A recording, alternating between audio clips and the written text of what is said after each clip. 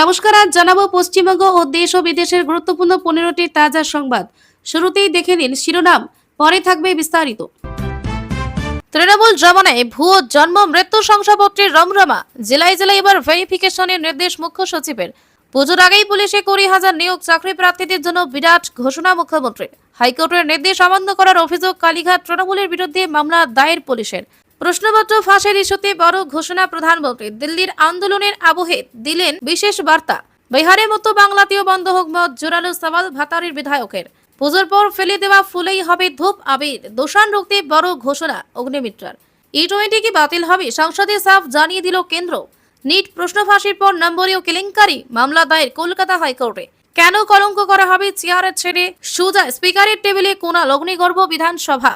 জাতিগত শংসাপত্রের জন্য আর বাধ্যতামূলক নয় এই নথি, জেলা শাসকের বিরাট নির্দেশ রাজ্যের। রেলের বড় সিদ্ধান্ত, দুরন্ত ধৌলি করমণ্ডল সহ একাধিক ট্রেনের টার্মিনাল বদল, রইল সম্পূর্ণ তালিকা। 1 বছরে 3 গুণ বেশি রাজ্যের এই জায়গাগুলোতেই তৈরি হয়েছে সবচেয়ে বেশি জাল সার্টিফিকেট। বন্ধ হচ্ছে মুর্শিদাবাদে সেই অভিশপ্ত রেলগেট, রাজ্যকে বড় প্রস্তাব পাঠাচ্ছে রেল। প্রতিবাদী শিক্ষক বরুণ বিশ্বাসের খুনে ষড়যন্ত্রকারী মমতা ও পুলিশের দ্বারস্থ শুটিয়ার শিক্ষক। এসআইআরে ভূত ঢোকাতে জন্ম ও মৃত্যু শংসাপত্র বেনিয়ম, রাজ্য জুড়ে পুরসভা পঞ্চায়েত তল্লাশি পুলিশের। এতক্ষণ শুনলেন খবরের শিরোনাম, এবার আসছে বিস্তারিত খবরে। জন্ম ও মৃত্যু শংসাপত্রে অনিয়মের অভিযোগ সামনে আসতে রাজ্য সরকার বড় পদক্ষেপ নিল। ভোটার তালিকা বিশেষ সংশোধন প্রক্রিয়া। এসআইআর চলাকালীন বিভিন্ন জায়গায় ভুয়ো বা ভুল তথ্য দেওয়া শংসাপত্র ব্যবহারের অভিযোগ ওঠে। সেই অভিযোগ খতিয়ে দেখতে এবার রাজ্যে সব জেলায় নথি যাচাই শুরু করার নির্দেশ দিয়েছেন মুখ্য সচিব মনোজ আগরওয়াল। প্রশাসনের দাবি, সাধারণ মানুষের কোনো সমস্যা হবে না, শুধু নথির সত্যতা নিশ্চিত করতেই এই পদক্ষেপ। জন্ম মৃত্যু শংসাপত্রে অনিয়মের অভিযোগে রাজ্য জুড়ে যাচাই অভিযান। জন্ম মৃত্যু শংসাপত্রে জালিয়াতির অভিযোগ সামনে আসার পর রাজ্য জুড়ে ভেরিফিকেশন অভিযান শুরু হচ্ছে। মুখ্য সচিব মনোজ আগরওয়াল জানিয়েছেন, ভোটার তালিকার বিশেষ সংশোধন বা এসআইআর চলাকালীন একাধিক অনিয়মের অভিযোগ সামনে এসেছে। সেই কারণে বিভিন্ন জেলার রেজিস্ট্রার খতিয়ে দেখার সিদ্ধান্ত নেওয়া হয়েছে। বৃহস্পতিবার মুখ্য সচিব বলেন, নির্বাচন পরবর্তী সময় প্রশাসন ও পুলিশের কাছে একাধিক অভিযোগ জমা পড়েছে। অনেক ক্ষেত্রে নকল জন্ম শংসাপত্র ধরা পড়েছে বলে দাবি তার। অভিযোগ নিয়ম মেনে কাজ হওয়ার কথা থাকলেও কিছু জায়গায় তা হয়নি, তাই এবার সমস্ত তথ্য যাচাই করে দেখা হবে। তিনি আরও জানান, জন্ম মৃত্যু শংসাপত্রের তথ্য স্ক্যান করা হচ্ছে শুধুমাত্র যাচাইয়ের জন্য। এতে সাধারণ মানুষের আতঙ্কিত হওয়ার কোনো কারণ নেই। কারো নথি বাতিল করা বা হয়রানি করার উদ্দেশ্যে এই কাজ করা হচ্ছে না বলে স্পষ্ট করেছেন তিনি। মনোজ আগরওয়ালের অভিযোগ, স্কুলে ভর্তি থেকে শুরু করে বিভিন্ন সরকারি কাজে অনেক ক্ষেত্রে ভুয়ো জন্ম শংসাপত্র ব্যবহার করা হয়েছে। এর ফলে প্রকৃত সুবিধাভোগীরাও সমস্যার মুখে পড়ছেন।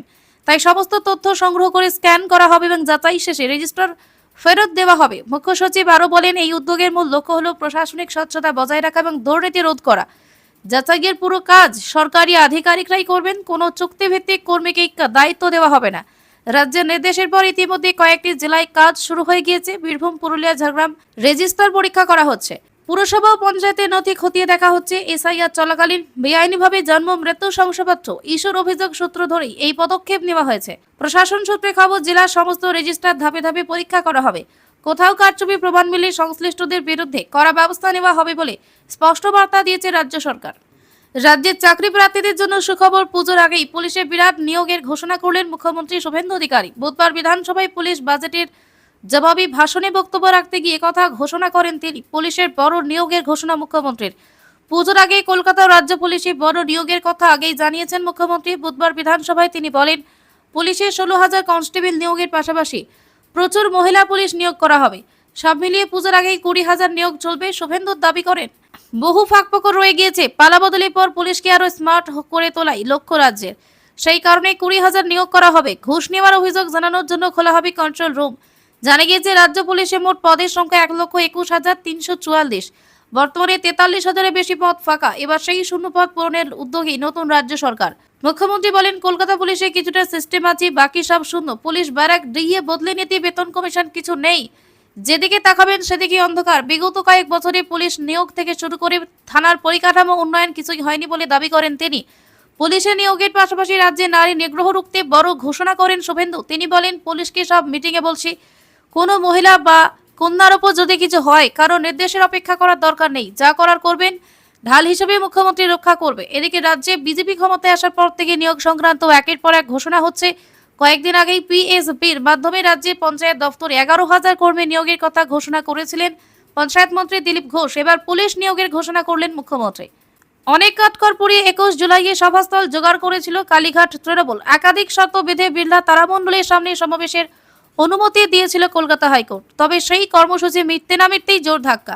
উচ্চ আদালতে নির্দেশ অমান্য করার অভিযোগে মমতাপন্থী তৃণমূলের বিরুদ্ধে দায়ের হলো মামলা। হাইকোর্টের নির্দেশ অবমাননার অভিযোগ তুলে হেস্টিংস থানায় শতপ্রণোদিত মামলা দায়ের করেছে কলকাতা পুলিশ। সূত্র মারফত জানা গিয়েছে ক্যাথিড্রাল রোডের একটি লেন খুলে রাখতে বলেছিল আদালত। তবে 21 জুলাইয়ের সমাবেশ বিপুল সংখ্যক কর্মীর জমায়েতের কারণে ক্যাথিড্রাল রোডে দুটি লেনই বন্ধ রাখতে হয়। জেনে শুনে আদালতের নির্দেশ কিভাবে অমান্য করা হলো, সেই কারণে সভার আয়োজক ও আহ্বায়কদের বিরুদ্ধে মামলা দায়ের হয়েছে।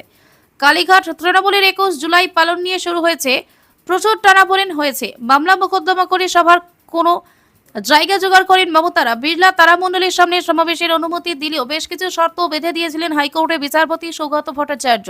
একই সঙ্গে ট্রাফিক ব্যবস্থা যাতে স্বাভাবিক থাকে সেই বিষয়ে নির্দেশ দিয়েছিলেন তিনি। হাইকোর্টের নির্দেশ ছিল এমনভাবে সভা করতে হবে যাতে রাস্তার একদিকে কর্মসূচি হলেও অন্য দিক দিয়ে স্বাভাবিকভাবে যানবাহন চলাচল করতে পারে। সাধারণ মানুষের যাতায়াতের ক্ষেত্রে অযথা বাধা সৃষ্টি করা যাবে না। একই সঙ্গে হাইকোর্ট জানিয়েছিল আদালতের বেঁধে দেওয়া নিয়ম মেনে 21 জুলাইয়ের সমাবেশ আয়োজন করতে হবে। যান চলাচল অথবা আইন শৃঙ্খলার ক্ষেত্রে কোনো রকম বিঘ্ন ঘটলে আয়োজকদেরই তার দায় নিতে হবে। এদিকে হাইকোর্টের স্পষ্ট নির্দেশ থাকা সত্ত্বেও কালীঘাট তৃণমূলের 21 জুলাইয়ের সমাবেশের সময় ক্যাথিড্রাল রোডে দুটি লেনই বন্ধ রাখতে হয়। এবার এই নিয়ে শতপ্রণোদিত মামলা করল পুলিশ। বৃহস্পতিবারও দিল্লির যন্তর মন্তরে বিক্ষোভ অব্যাহত রয়েছে। এই আবহে বৃহস্পতিবার সকালে প্রধানমন্ত্রী নরেন্দ্র মোদী প্রশ্ন ফাঁসের বিষয়ে একটি বিবৃতি দিয়েছেন। নিজের অফিসিয়াল হ্যান্ডেল থেকে পোস্ট করে প্রধানমন্ত্রী মোদী প্রশ্নপত্র ফাঁসের বিষয়ে সরাসরি শিক্ষার্থীদের উদ্দেশ্যে প্রতিক্রিয়া দেন এবং এই বিষয়ে সরকারি সংবেদনশীলতার কথা তুলে ধরেন। প্রধানমন্ত্রী মোদী ঘোষণা করেছেন যে প্রশ্নপত্র ফাঁসের তদন্তের জন্য একটি ফাস্ট ট্র্যাক আদালত স্থাপন করা হবে। তিনি বলেছেন, দেশের যুব সমাজের ভবিষ্যৎই আমাদের অগ্রাধিকার। প্রধানমন্ত্রী মোদী কি জানিয়েছেন? প্রধানমন্ত্রী মোদী বলেছেন, দেশের যুব সমাজের কল্যাণ এবং তাদের ভবিষ্যৎ আমাদের সর্বোচ্চ অগ্রাধিকার। প্রশ্নপত্র ফাঁসের সমস্ত মামলার বিচার দ্রুত সম্পন্ন করতে এবং অপরাধীদের যত তাড়াতাড়ি সম্ভব শাস্তি নিশ্চিত করতে ফাস্ট ট্র্যাক আদালত স্থাপন করা হবে। প্রয়োজনীয় ব্যবস্থা নিশ্চিত করার জন্য সংশ্লিষ্ট বিভাগগুলোকে নির্দেশ দেওয়া হয়েছে। পড়ুয়াদের স্বার্থ রক্ষার জন্য সরকারের দেওয়া ধারাবাহিক সিদ্ধান্তের মধ্যে এটি একটি গুরুত্বপূর্ণ পদক্ষেপ। যারা যুব সমাজ নিয়ে ছিনিমিনি খেলে তাদের কেউই রেহাই পাবে না, রাহুল গান্ধী দিয়েছেন প্রতিক্রিয়া। এদিকে প্রধানমন্ত্রী মোদী পোস্টের জবাবে রাহুল গান্ধী বলেছেন, আপনি আমাদের যুব সমাজের ভবিষ্যতের সবচেয়ে বড় ক্ষতি করেছেন। আপনি শুধু আমাদের শিক্ষা ব্যবস্থাকে সম্পূর্ণভাবে দখল ও ধ্বংস করেননি, বরং আপনি এটিকে উৎসাহিত করেছেন এবং এর জন্য দায়ী প্রত্যেককে রক্ষা করেছেন। শিক্ষার্থীদের দাবিগুলি স্পষ্ট। ধর্মেন্দ্র প্রধানকে তার পদ থেকে অপসারণ করুন। শিক্ষার্থীদের কাছে ক্ষমা চান। যারা শিক্ষার্থীদের উপর হিংসাত্মক আক্রমণ চালিয়েছে তাদের বিরুদ্ধে ব্যবস্থা নিন। সংসদে আলোচনার প্রস্তুতি চলছে। জানিয়ে রাখি যে সরকার সংসদেও বিষয়টি নিয়ে আলোচনার প্রস্তুতি নিয়েছে। কেন্দ্রীয় মন্ত্রী জেপি নাড্ডা সংসদে প্রশ্নপত্র ফাঁসের বিষয়ে আলোচনার প্রতিশ্রুতি দিয়েছেন। তিনি বিরোধী দলকে তারিখ ও সময় নির্ধারণের অধিকার দিয়েছেন। এছাড়াও জেপি নাড্ডা রাহুল গান্ধীর বিরুদ্ধে বিষয়টি নিয়ে রাজনীতির করার অভিযোগও করেছেন এবং প্রশ্ন তুলেছেন তিনি কেন বিজেপি শাসিত নয় এমন রাজ্যগুলোতে প্রশ্নপত্র ফাঁসের বিষয়টি উল্লেখ করছেন না। অনশন ভাঙার ইঙ্গিত দিলেন সোনাম। অন্যদিকে সমাজকর্মী সোনাম ওয়াংচুক তার অনশন ভাঙার ইঙ্গিত দিয়েছেন। গত মঙ্গলবার গুরুগ্রামের মেদান্তা হাসপাতালে কেন্দ্রীয় মন্ত্রী জেপি নাড্ডা এবং জিতেন্দ্র সিং সোনাম ওয়াংচুকের সঙ্গে দেখা করেন। রিপোর্ট অনুসারে সরকার সোনাম ওয়াংচুককে আশ্বাস দিয়েছে যে শিক্ষা ব্যবস্থায় প্রয়োজনীয় পরিবর্তন আনার জন্য যথাযথ পদক্ষেপ নেওয়া হচ্ছে। এদিকে সোনাম হাসপাতাল থেকে একটি ভিডিও প্রকাশ করে বলেছেন যে সরকার যদি শিক্ষার্থীদের উপর বল প্রয়োগ বন্ধ করার এবং মামলাগুলি প্রত্যাহার করার আশ্বাস দেয় তবে তিনি অনশন শেষ করতে পারেন। বিহারের মতো বাংলাতেও বন্ধ হোক মদ। বৃহস্পতিবার রাজ্য বিধানসভায় দাঁড়িয়ে এমনই দাবি ভেতারের বিজেপি বিধায়ক সৌমেন কারফার। খেলাধুলার কাঠামো উন্নয়নে জোর দেন তিনি। লটারি খেলা বন্ধের আর্জি জানান বিধায়ক। রাজ্যের কোষাগারে মূল উৎসের মদ একটি। সেক্ষেত্রে বিধায়কের দাবি মতো মদ বিক্রি বন্ধ হবে কিনা সে বিষয়ে প্রশ্ন উঠছে।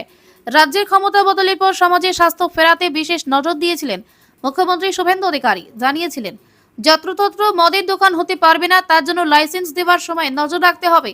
তাই সেই মতামতকে প্রাধান্য দিয়ে রাজ্য সরকারের প্রথম পূর্ণাঙ্গ বাজেটে মদের দোকান নিয়ে করা অবস্থানের কথা ঘোষণা করেন অর্থমন্ত্রী স্বপন দাশগুপ্ত। জানান, এখন থেকে কোনো শিক্ষা প্রতিষ্ঠান, হাসপাতাল, স্থানীয় ধর্মীয় স্থানের 1 কিলোমিটারের মধ্যে মদের দোকানের লাইসেন্স দেওয়া হবে না। কলকাতা পৌরসভার ক্ষেত্রে এই দূরত্ব হবে ন্যূনতম 500 মিটার। নতুন করে মদের দোকান করতে হলে নির্দিষ্ট শর্ত মেনে লাইসেন্স দিতে হবে। যত্রতত্র মদের দোকান নিয়ে নানা জায়গায় স্থানীয় মানুষজনের বিক্ষোভ ছিল।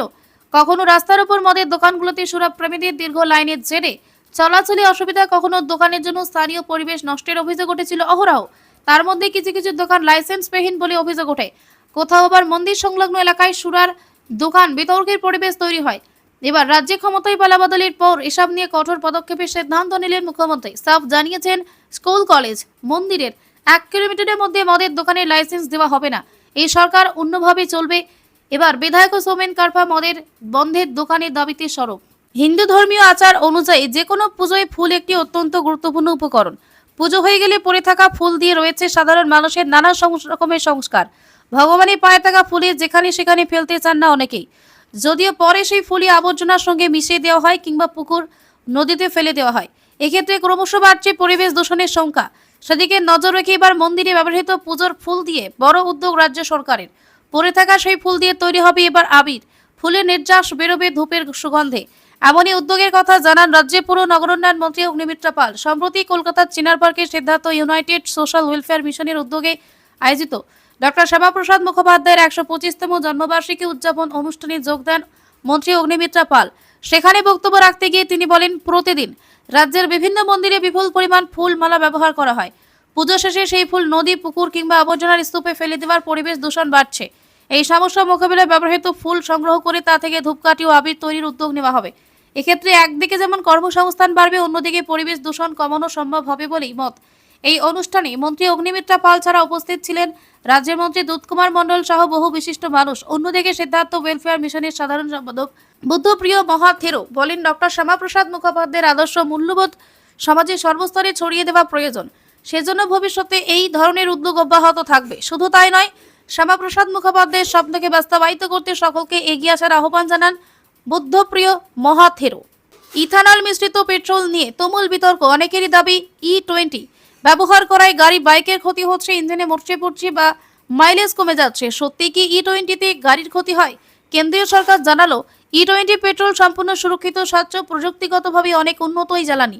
কেন্দ্রীয় সরকার জানিয়েছে, E20 বাতিল করে ইথানল মুক্ত পেট্রোল ফিরে আসার কোনো পরিকল্পনা নেই। কেন্দ্রীয় সরকার সংসদে জানিয়েছে যে ইথানল মুক্ত পেট্রোলে ফেরার যেমন পরিকল্পনা নেই, তেমনই আপাতত ইথানল ব্লেন্ডিং 20% বেশি বাড়ানোর পরিকল্পনাও নেই। বরং সরকার আরো উন্নত ও উচ্চমানের প্রযুক্তি নিয়ে এগিয়ে যেতে চায়। কি বলছে কেন্দ্র? E20 নিয়ে বিতর্কের আবহে কেন্দ্রীয় সরকার সংসদে জানিয়েছে যে ইথানল মিশ্রিত পেট্রোল ব্যবহারে গাড়ির বিশেষ কিছু ক্ষতি হয় না, তবে গাড়ির মাইলেজ সামান্য কমে যায়। কতটা কমে যায় মাইলেজ? কেন্দ্র জানিয়েছে, পুরনো গাড়ির ক্ষেত্রে E20 জ্বালানির জন্য তৈরি করা হয়েছিল, সেগুলো E20 ব্যবহার করায় মাইলেজ 3 থেকে 5% কমে যায়। বুধবার সংসদে কেন্দ্র জানায়, E20 ব্যবহারে গাড়ির ইঞ্জিনে বড়সড় কোনো ক্ষতি হওয়ার প্রমাণ মেলেনি। ইথানল মিশ্রিত এই জ্বালানি ব্যবহারের জেরে গাড়ির ব্রেক ডাউনের মতো কোনো ঘটনা ঘটেনি। কেন্দ্রীয় পেট্রোলিয়াম প্রাকৃতিক গ্যাস প্রতিমন্ত্রী সুরেশ গোপী রাজ্যসভায় লিখিত জবাবে জানান যে গাড়ির জ্বালানি ক্ষমতা একাধিক বিষয়ের উপর নির্ভর করে, যেমন গাড়ি চালানোর ধরন, গাড়ির রক্ষণাবেক্ষণ, টায়ারের প্রেসার, এয়ার কন্ডিশনিং, লোড ইত্যাদি। ইথানল মিশ্রিত জ্বালানি ব্যবহারে পুরনো E20 গাড়িতে সাধারণত ন্যূনতম মাইলেজ ড্রপ হয়। E20 জ্বালানি উপকারিতা নিয়ে জানান কেন্দ্রীয় মন্ত্রী। তিনি জানান, E20 জ্বালানি আরও উচ্চ অ্যাক্টেন দেয়, অ্যান্টি নক পারফরমেন্স ভালো হয়, কম্বানশন ভালো করে, গাড়ির অক্সিলারেশনও ভালো হয়। কেন্দ্র জানিয়েছে, বিগত 3.5 বছরেরও বেশি সময় ধরে E15 পেট্রোল ব্যবহার করা হচ্ছে। E19 এবং E20 জ্বালানি বিগত 2.5 বছর ধরে ব্যবহার করা হচ্ছে।